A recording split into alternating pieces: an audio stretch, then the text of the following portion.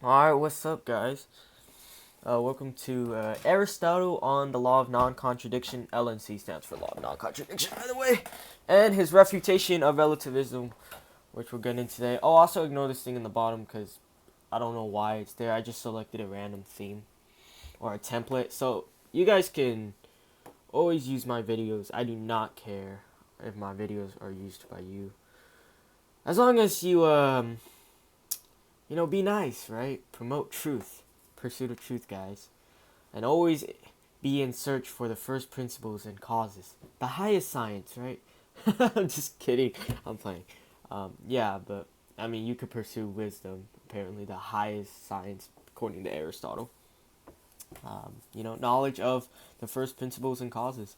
And it's funny how Aristotle comes so close to equating theology with philosophy. So, yeah, so let's enough of me yapping, but let's go.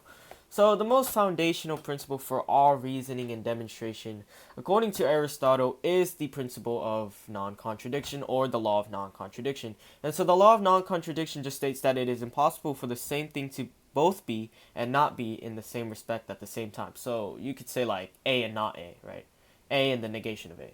And so it is basically the root of every other principles of demonstration, and it is the root of every proof, right? And so according to Aristotle, this principle is so fundamental that it cannot be denied without contradiction. Anyone who denies it would, by the very act of speaking, be asserting a position that contradicts the denial itself. This makes the principle of non-contradiction self-evident and invulnerable to refutation. And so Aristotle, in his books, in the Metaphysics, if I remember, I think it was in book Gamma, he says it's the most secure principle, right?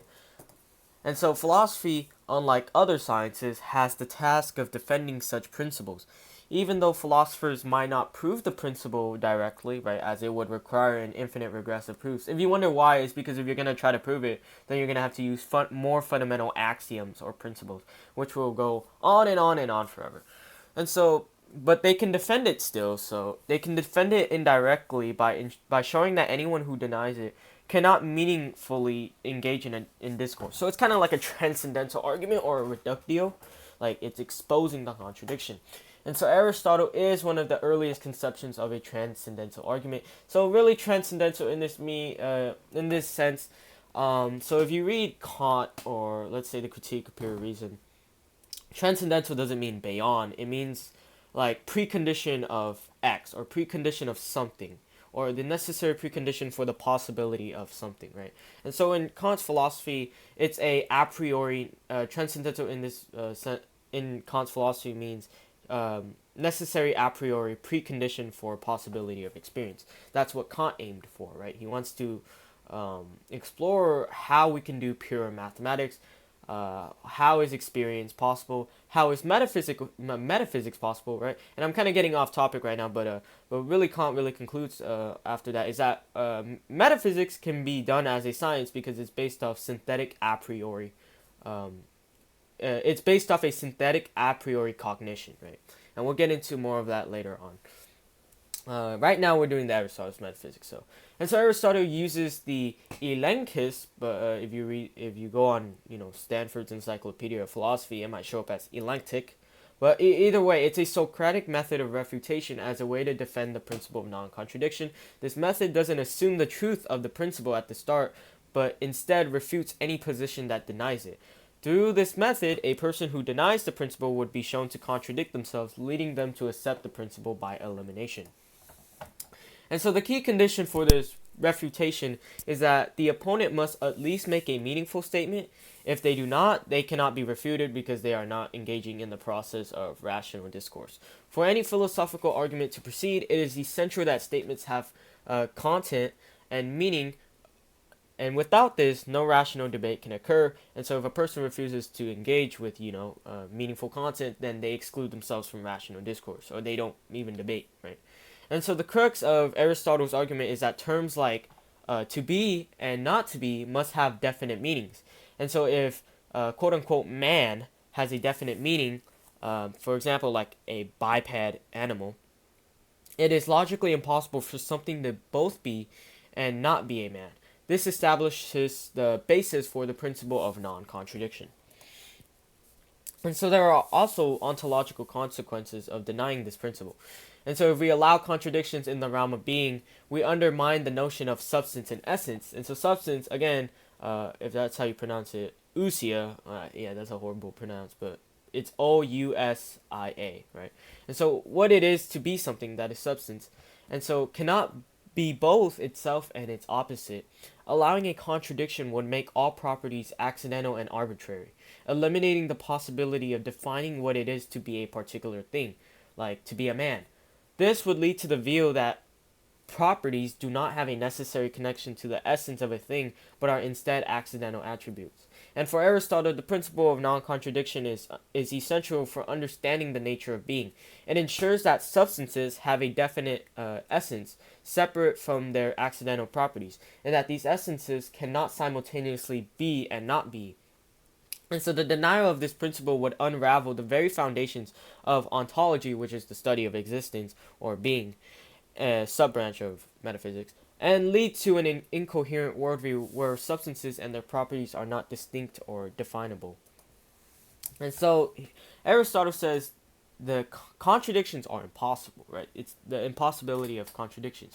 So the simultaneous predication of contradictories, like something being both true and false at the same time, is impossible, right? So how can something both be and not be? If we assert that a thing both is and is not something, like a man both being both being and not being a man, it would lead to a logical chaos, right? It's like doesn't even make sense, bro. It's counterintuitive. And so it's blurring all distinctions between entities. Basically, identity becomes impossible. Right? And Aristotle warns us if we accept contradictory predication, we risk turning everything into one indistinguishable entity, namely the philosophical position, monism, that all reality is one. And so if contradictories can hold simultaneously, it implies that everything, a man, a trireme, I didn't even know what that was when I read the metaphysics, I still don't know what it is, and a wall, becomes indistinguishable. This leads to Protagoreanism, the view that truth is relative, and Anaxagoreanism. Oh man, I need help on pronunciation. The doctrine that all things exist at once and are not distinct entities. And so here's relativism and Protagoras' view. If you read Plato's the dialogue, the Theaetetus, or the Theaetetus, however you want to pronounce it, Socrates provides a quick refutation of Protagoras, right? I mean, well, namely, the Theaetetus, in the Theaetetus, they brought up that what if perception is knowledge, right? And so Socrates is like, perception can't be knowledge, because he brings up Heraclitean flux and Protagorean relativism. And Socrates specifically says that relativism itself undermines its own claim. All right, back to this.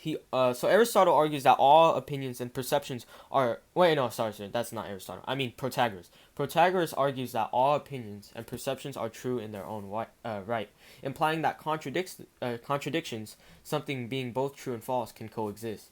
And so, according to Protagoras, if all opinions are true, then opposites, like two people holding conflicting views, must both be true at the same time. This would lead to situations where something is both true and false simultaneously. And so here's Aristotle's critique of relativism. Um, I just got this random picture. I searched up laser eyes, but I don't even know what's happening here.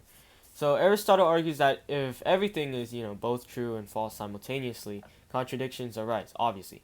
But then that makes discourse impossible, right? So for example, if something can both be a man and not a man at the same time, then there can be no stable identity or truth about anything.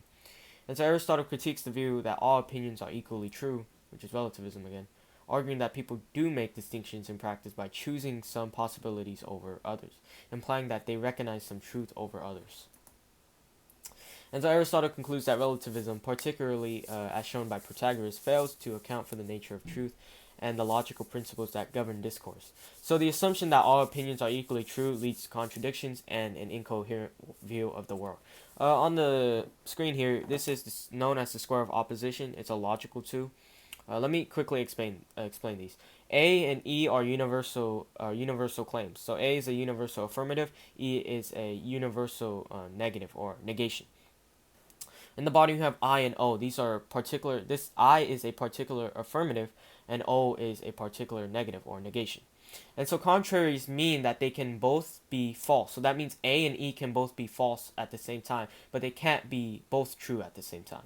And subalterns just really basically means that the universal implies the particular, but the particular does not imply the universal. So what that means is that I can logically deduce from the claim that every S is P, and deduce that some S is P, if logically follows and is already implied by the universal, but it is not implied by the particular. So wait, sorry. But the universal is not implied by the particular, meaning that if I say some S is P, that doesn't necessarily imply that every S is P. But then again, if I say every S is P, then it necessarily implies that some S is P. And so so to sum it up, it just means that the universal implies the particular, but the particular does not imply the universal. And subcontraries are basically that I and O can both be true at the same time, but cannot be both false at the same time. So some S is P and some S is not P can be both simultaneously true, but they cannot both be simultaneously false. So that's what subcontraries is. And then in the middle, you just got straight contradictories like I and E and A and O. And Aristotle also refutes some extreme claims, like everything is true or everything is false. And here's the refutation. Both are self-refuting, because if everything is true, the denial of this claim must also be true. And so if everything is false, then the claim itself is false. And so another is everything is at rest or everything is in motion. And here's the refutation. If everything were at rest, proponents would not have come into being. And if everything were in motion, stability required for argumentation would be absent. And that's basically it. Thank you guys.